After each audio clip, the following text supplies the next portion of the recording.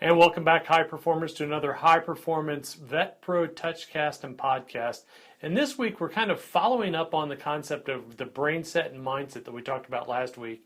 And as we move more into change, we ask the question, how will you quantify and measure your change? So we'll be back in a moment to talk a little bit more about the quantification and measuring of change and creating lifelong transformation.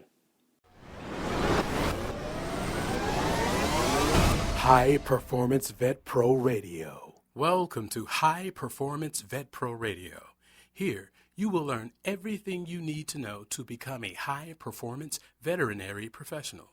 We will focus on optimizing your sleep, fitness, nutrition, mental performance, stress response, and work-life balance. Please enjoy these professional interviews with cutting-edge content from Dr. Jennifer Quammen and human performance coach Ryan Smith from hyperfliving.com. Welcome back, high performers. This is Ryan Smith with High Performance Living and the High Performance Life Print. And this week when we ask the question, how will you quantify and measure your change, we really do so with that thought process of what am I actually changing in my life and how am I going to measure it and is it creating threat? So what we want to do is we want to give you some really basic thought processes of measuring change over time and how you can do that. So our first one that we want to go through this week is how we can actually talk about the quantifying of the technology. And first what we want to do is we want to determine what data points are relevant to our goal and we want to measure those. So we want to measure those specific points over time and allow it to actually bring awareness to what we're doing. So if we're actually wanting to become healthier, or we're actually wanting to lose body fat, one of the things that everybody thinks about is weighing themselves and are they measuring on the scale? Well, that's one data point, and it actually may not be the most beneficial data point because there's a lot of things that come into play whenever we're actually using a regular scale. Are we measuring body fat? Maybe, maybe not, but is that a second data point that we need to include? We also may include other things of stress, meals, things like that that are actually going to apply to losing weight, because losing weight in itself may not make us more healthy if we're not doing it the proper way. So our first point is that determine what data points are relevant to our goal and measure those specific points over time and allow it to bring awareness to those specific data points. Our second one is identify factors that can derail our change over time and include those in our data as well. So by this we want you to think about, okay, are there foods that I'm going to look at in my life and they actually create inflammation or create setbacks in my change that I want to create? So if I continue to indulge in these things that derail my change, that's not a good thing. So what I want to do is I want to identify those factors and remove them and track that over time as well, because if I do take those in and they create change in a different way, may not be the best thing that what we want to do.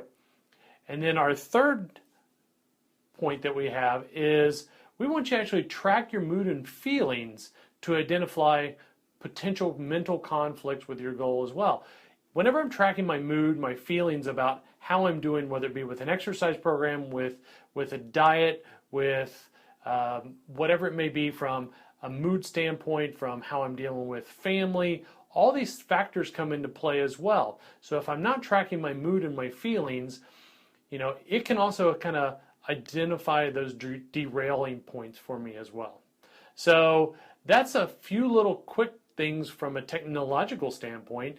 It doesn't actually require a lot. So for us, we like to use heart rate variability to measure change over time, what stress is coming on, how our workouts are working, identifying potential issues with food. We can, for us, we can track from our postural standpoint, is that creating an issue for us? We can track data from our workouts, take pictures of our food, lots of things that'll come into play there. So we want you to kind of identify them. We want you to remove the things that may derail you, and we want you to track your mood and feelings from potential derailment as well. And then from the next point, then what we want to do is we want to invite you to contact us. We want you to kind of interact with this on change. We want, again, we talked about last week that change is transient. So if I lose 5 pounds, that created change. But if I gain 5 pounds, that's also change. And to get true transformation, we want to identify the factors that create permanent change. Because once I've done that, then I can eliminate those things that do not serve me well. So you can actually tap right here on the screen. If you're on the TouchCast, it will take you over to the website. You can fill out one of the questionnaires that's there. You can contact us, and we'll be more than happy to interact, kind of help guide you through this process and schedule an initial consultation. So until next time, this is Ryan Smith with the High Performance Life Print, High Performance Vet Pro TouchCast and Podcast. We'll see you real soon. Thank you for joining us at High Performance Vet Pro Radio. We hope to hear from you soon. Like this episode? Leave us a review on iTunes, Stitcher, or SoundCloud. It helps us to reach more veterinary professionals. For more information or to contact us, please visit us at highperfliving.com.